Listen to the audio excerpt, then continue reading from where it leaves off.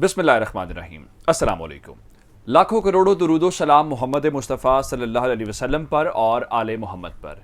मैं हूं उमर दराज गोंदल और आप मेरा फेसबुक और यूट्यूब चैनल देख रहे हैं। मामला कल से ये है जी, पाकिस्तान तहरीक इंसाफ के चेयरमैन इमरान खान को अदालत ने, इस्लामाबाद हाई कोर्ट ने तौहीन अदालत का एक नोटिस दिया है और उसके बाद पहली समाअत हुई और हुकूमत ने कहा देखिए जी, इमरान खान जो है ना, ये इंसाफ की राह में रुकावट है। यानी अगर दुनिया के अंदर पाकिस्तान की अदलिया का नंबर 150 यानी 130वें के आसपास है, तो ये भी इमरान खान की वजह से है। पाकिस्तान में लाखों की तादाद में जो केसेस पेंडिंग हैं, वो भी इमरान खान की वजह से। जाहिर बात है, क्योंकि पिछले 75 साल से इस मुल्क का वजीर आजम, इस मुल्क का सदर, इस मुल्क का चीफ जस्टिस, जाहिर बात है इमरान खान है। तो ये सारे का सारा उस वजह से। तो ये आज हुकूमत ने कल गुज़श्ता रोज अदालत के सामने रखा, जिसके बाद चूंकि ये एडवोकेट जनरल इस्लामाबाद जदौन साहब ने रखा था, तो मैं इसलिए बात करूं। उसके बाद अदालत ने कहा ये बड़ा संगीन मसला है, ये तवील अरसे से बातें होती आ रही हैं, तो इसलिए फौरी तौर पे अब इस मसले का हल निकालना पड़ेगा। वो नवाज शरीफ की तकरीरें भूल गए, वो पीसीओ जजेस कहना भूल गए, सब कुछ भूल गए, लेकिन चूंकि इमरान खान के मुंह से निकल गया। और पॉलिसी के ऊपर, हालांकि अगर आप तौहीन अदालत का थोड़ा सा पढ़ें, अगर आपका कानून से ताल्लुक हो, तो उसके बुनियादी उसूल ये बताते हैं कि इसको हम जजेस जो हैं वो किसी को प्रेशराइज करने के लिए इस्तेमाल नहीं करेंगे, हम अपने खिलाफ बोलने वालों को इस्तेमाल नहीं करेंगे, बल्कि हम अपने डिग्निटी से, अपने डिग्निफाइड तरीके से, अपने उसूलों के मुताबिक फैसले करेंगे और उस तरह से हम ऊपर जाएंगे, बजाय इसके कि हम इस लॉ को करें। लेकिन बहरहाल ये कोर्ट का इस्तेकाक होता है जी, कोर्ट उसको इस्तेमाल कर सकती है। लेकिन इमरान खान ने एक रास्ता निकाला है और रास्ता इतना खूबसूरत है कि पाकिस्तान तहरीक इंसाफ, जाहिर बात है, खान साहब के साथ एक मुलाकात थी जी कल कानूनी माहिरीन की, और फैसला यह हुआ कि क्या इमरान खान साहब को 31 अगस्त को जो जाती हैसियत के अंदर तलब किया गया, क्या खान साहब जाती हैसियत के अंदर इस्लामाबाद हाई कोर्ट के अंदर पेश होंगे, नहीं पेश होंगे, या फिर खान साहब माफी मांग लेंगे या नहीं मांगेंगे। गुज़श्ता रोज सलमान अकरम राजा साहब की भी मुलाकात हुई थी, जहां पे आमिर मीर साहब की मुलाकात हुई, तो सलमान अकरम राजा साहब ने टीवी के ऊपर यह वर्जन दिया। मुझे नहीं मालूम कि इमरान खान को भी यह बात की है या नहीं की। उनके मुताबिक इमरान खान साहब को फौरी तौर पे अदालत से मुआफ़ी मांग लेनी चाहिए और वो बिला अनकंडीशनल, यानी गैर मशरूत मुआफ़ी मांगनी चाहिए, ताकि ये मसला हल हो जाए। क्योंकि बहस के बाद मुआफ़ी मांगी जाए, उसका टेस्ट थोड़ा सा अलग होता है। और माजी में इमरान खान को एक और तौहीन अदालत का नोटिस सर्व हुआ था, और आपको याद हो तो ये हुआ था इफ्तिखार चौधरी के दौर में, जिस पे खान साहब ने कहा था कि मैं गैर मशरूत माफी मांग लेता हूं, क्योंकि आमतौर पे नहीं जाना चाहिए कॉन्फ्लिक्ट के अंदर। तहरीक इंसाफ के अंदर दो धड़े हैं इस वक्त। एक कह रहा है कि हमें जाना चाहिए अदालत के अंदर, खुल के अपना केस लड़ना चाहिए। एक कह रहा है नहीं, हमें हर किसी के साथ कन्फ्रंटेशन में नहीं जाना चाहिए, अदलिया वाला महाज हम ना छेड़ें, ताकि हमें वहां से रिलीफ भी मिलना होता है, केसेस भी जाने होते हैं। लेकिन जो असल बात इस वक्त निकाली गई है, मैं आपको पहले एक फैसला बता देता हूं, फिर अगला जो कानूनी माहिरीन ने गुत्थी सुलझाई है उसकी बात कर लेते हैं। एक बात तो तय है कि पाकिस्तान तहरीक इंसाफ ने फैसला कर लिया है कि इमरान खान माफी नहीं मांगेंगे और इमरान खान इस्लामाबाद हाई कोर्ट के अंदर पेश होंगे, जाएंगे और अदालत के सामने अपने केस का दिफा किया जाएगा। उसकी वजह यह है कि तहरीक इंसाफ वाले ये समझते हैं और खान साहब ये समझते हैं कि हम अदालत के सामने ये बात करेंगे कि हमने तौहीन नहीं की, हमने आपके एक फैसले के ऊपर तनकीद की है, और तनकीद करना तौहीन में नहीं आता। ये कंटेम्प्ट ऑफ कोर्ट के जो बुनियादी उसूल बड़े जुरिस्प्रूडेंस के लोग लिख के चले गए हैं, मुख्तलिफ जुरिस्ट लिख के चले गए हैं, ये उनकी भी राय है। इसलिए हम ये बताएंगे कि जो इंक्वायरी खुद इस्लामाबाद हाई कोर्ट ने कहा जुडिशल इंक्वायरी कराई जाए, हम भी वही बात कर रहे थे कि जो शहबाज गिल के साथ सलूक हुआ, आपने उसकी इंक्वायरी नहीं कराई, उल्टा आपने रिमांड दे दिया। अच्छा, पहली बात तो है ये। दूसरी बात जो है वो सामने ये आई है कि एक रास्ता ऐसा निकाला गया है कि तहरीक इंसाफ अब उस जुरिस्डिक्शन को ही चैलेंज करे।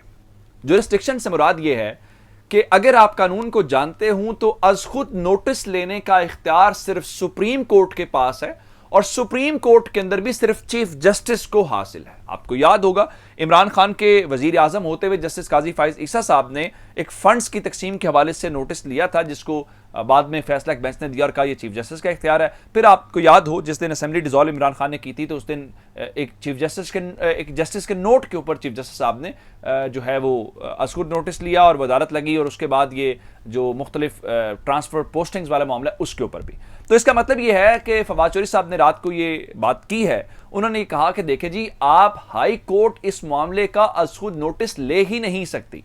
जब आपके पास इख्तियार ही नहीं है तो आखिर आपने किस तरह से नोटिस लेते हुए इस सारे मामले को इमरान खान के खिलाफ इस्तेमाल करने का फैसला कर लिया है, या आपने उनको इस्तेमाल किया या उसको इस हवाले से प्रेशराइज करने का फैसला किया है? तो उन्होंने कहा आपको बुनियादी तौर पर आप चाहते हैं कि अगर जुडिशरी का नंबर 130 से कम हो या नीचे आए तो आपको ह्यूमन राइट्स के साथ खड़े होना है। ये जो सलूक हो रहा है लोगों के साथ उसके ऊपर नोटिस लेने हैं, अगर लेने भी हैं, इन मामलात के ऊपर ना लें। फिर पाकिस्तान तहरीक इंसाफ की क्या बात है, हरीपुर जलसे में खान साहब ने आज जाना है, हरीपुर के अंदर जलसा है और जलसे के बाद शायद आज वो पेश हों, या जलसे से वापसी आज जलसा कर रहे हैं और कल जो है वो अपनी जमानत के लिए पेश हों। लेकिन इस मुल्क के अंदर, चूंकि मैंने आपको रात को बताया था खान साहब के खिलाफ एक और FIR हुई है और वो FIR जो है वो थाना पारा के अंदर हुई है दफा 144 के खिलाफ वर्जी के ऊपर।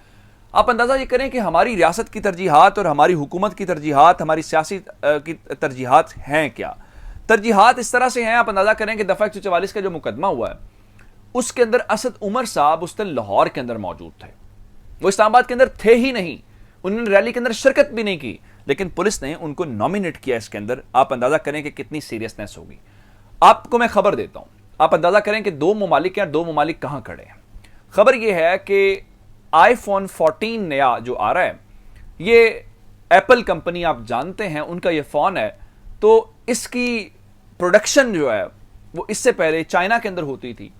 तो एप्पल कंपनी ने यह फैसला किया है कि iPhone 14 की जो प्रोडक्शन है वो अब इंडिया के अंदर होगी, यानी सिर्फ चाइना के अंदर नहीं होगी।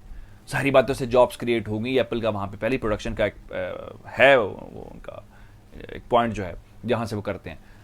उनका जरा करें इंडिया का खड़ा जिनके साथ हमारा मुकाबला है। उसके मुकाबले में हमने क्या किया है कि हमने मुल्क के साबिक वजीर आजम, जो आज से 4 महीने पहले वजीर आजम था, वो हम इस नतीजे के ऊपर पहुंचे कि भाई वो तो दहशतगर्द है। अब दुनिया को क्या पैगाम आप दे रहे हैं? आपने रोकना था इमरान खान को मकामी मीडिया से, आपने रोकना था यूट्यूब से। इमरान खान इंटरनेशनल मीडिया के ऊपर हेडलाइंस बन गया है। ये कौन अक्लमंद हैं जो ये फैसले कर रहे हैं? उन मुशीरों को तब्दील कम से कम सैक कर देना चाहिए। तब्दील बहुत दूर की बात है, उनको सैक कर देना चाहिए। अब जरा एक और खबर सुन लें जी। खबर यह है जनाब कि शहबाज गिल का मामला चुके है, और शहबाज गिल के कल एक तो सैटेलाइट वाला मामला है, वो कहा जा रहा है जी बॉर्डर पार राब्ते थे, राना सनाउल्लाह साहब फरमा रहे हैं शायद कहीं, ठीक है होगा।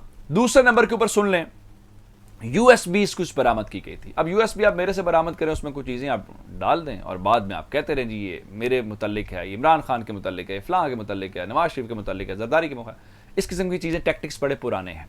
तो उन मालूम ये हुआ है कि USB के अंदर कोई डाटा डाल के उसका मुद्दा डाला जाएगा और शायद कोई कैरेक्टर असैसिनेशन हो और कहा जाए ये चीजें बरामद हुई हैं, कोई ऑडियोज, कोई वीडियोज, इस किस्म की चीजें हैं।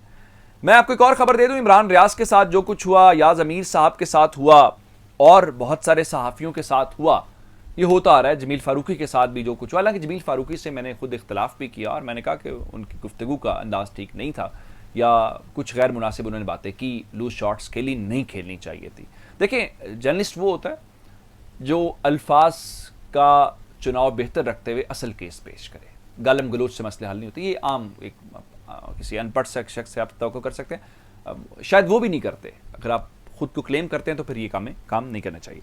अब आगे जी आरिफ हमीद भट्टी साहब की बारी। आरिफ हमीद भट्टी साहब जो हैं वो GNN के ऊपर शो करते हैं, वहां पे वो प्रेसिडेंट भी हैं ग्रुप के, बड़े वोकल पर्सन हैं और आजकल जरा प्रो PTI हुए पड़े थे। इमरान प्रो PTI से क्या मुराद है, मतलब वो इमरान खान के केस को सपोर्ट कर रहे थे और कह रहे थे इमरान खान जो कह रहे हैं बात भी ठीक है और इमरान खान के साथ ज्यादती हुई है। रात को आरिफ हमीद भट्टी साहब ने शो नहीं किया। हमारे दोस्त तारिक खान एग्जीक्यूटिव प्रोड्यूसर हैं एक निजी चैनल के अंदर, उन्होंने रात को ट्वीट करके ये बताया है कि शायद उनको भी GNN की इंतजामिया ने ऑफर कर दिया। GNN इससे पहले टिका हुआ था, डटा भी हुआ था, लेकिन शायद लगता है कि वो भी दबाव बर्दाश्त नहीं कर पाए। साहब जारी बात है यार, वैसे सलूक जो कुछ हुआ उसे सीख गए होंगे।